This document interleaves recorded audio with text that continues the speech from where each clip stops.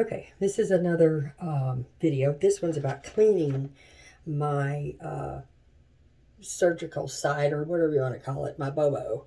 I couldn't, I mean, they just said clean with soap and water. So this is how I do it. Now, I don't know how you want to do it, but one time I just took my soap, squirted it out like that when it was the day 2 or whatever, and just rubbed it on them. I didn't use any soap or any abrasive or, you know, any touch. Anyhow, I've got a rag, have a little bar of soap. It's a handmade, homemade soap, but it doesn't have high smelly in it. It doesn't have any smelly anyway. And it's handy dandy Vaseline. So I get my warm water and I soak up the rag.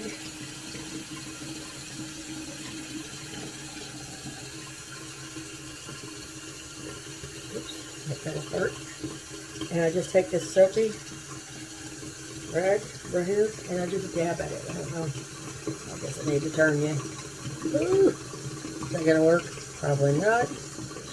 Turn off the loud water. Anyhow, I just dab it. I wash it. That's how I do it. I just got done working out in the yard.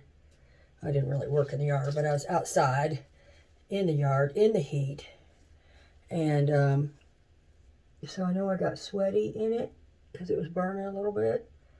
But this is day 4, so I just tap it. See, just tap it. You get the soap on there. Doc says, you know, do the soap. So I'm getting the soap on there. Hopefully it's plenty. And I've got my bobo here. I'm doing the same thing with. I'm not scrubbing. I'm just touching. And the one right here. I got one on my arm too, but I'd rather not show you all my arm. Anyhow, I rinse this out real good. Put the soap off of it. Rinse off the bobos. And then I cake on the Vaseline. So I won't bore you with that. Well, here, let me just... I do the same thing to rinse it off.